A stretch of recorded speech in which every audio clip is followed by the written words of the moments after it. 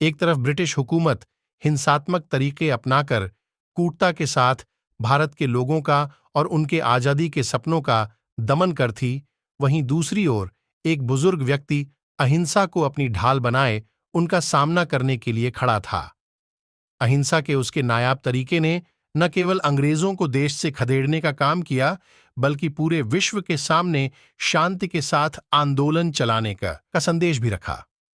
ये कहानी है राष्ट्रपिता महात्मा गांधी की। उनका पूरा जीवन, उनका एक एक काम न सिर्फ आज हमें देश के लिए कुछ करने की प्रेरणा देता है, बल्कि सच्चाई के रास्ते पर चलने का मार्गदर्शन भी करता है। महात्मा गांधी के आजादी के आंदोलन में भाग लेने से पहले तक आजादी का आंदोलन और उसका नेतृत्व केवल कुलीन वर्गों के हाथ में था।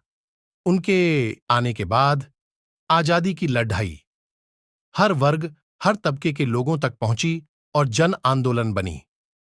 जालियांवाला हत्याकांड के बाद जब महात्मा गांधी ने असहयोग आंदोलन चलाया, तो शहरी क्षेत्र में मध्यम वर्ग और ग्रामीण क्षेत्र में किसानों, श्रमिकों और आदिवासियों का इसे व्यापक समर्थन मिला। इस आंदोलन ने अंग्रेजी हुकूमत की नींद उड़ा दी, पर चौरी चौरा में अहिंद के सिद्धांतों के खिलाफ हुई हिंसक घटना के बाद गांधी जी ने आंदोलन वापस ले लिया।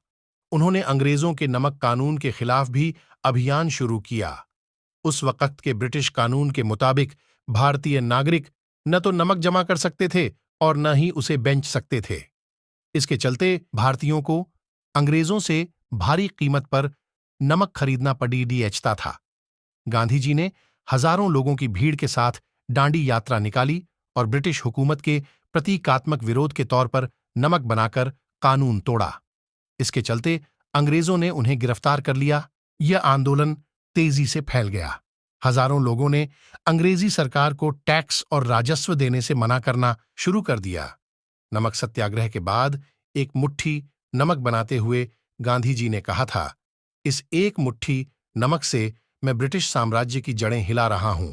और वाकई इस महात्मा ने सत्य और अहिंसा के साथ ब्रिटिश साम्राज्य को भारत से उखाड़ फेंका। महात्मा गांधी चाहते तो इंग्लैंड या साउथ अफ्रीका में रहकर वकालत करते रहते। वे इतने संपन्न परिवार से थे कि उनके पास सारी सुख सुविधाएं और संसाधन थे। लेकिन महात्मा गांधी ने देश के लोगों की बेहतरी और देश की आजादी के लिए अपने शरीर पर एक धोती के अलावा सब कुछ त्याग दिया। उन्होंने ठान लिया था कि देश को आजाद करा के रहेंगे। उनके त्याग और दृढ़ निश्चय के परिणाम स्वरूप देश को स्वतंत्रता मिली। ऐसी कहानी को सुनने के लिए मेरे साथ जुड़ें। आप सभी का धन्यवाद और मेरे अंतमनी 0.0 चैनल पर स्वागत है।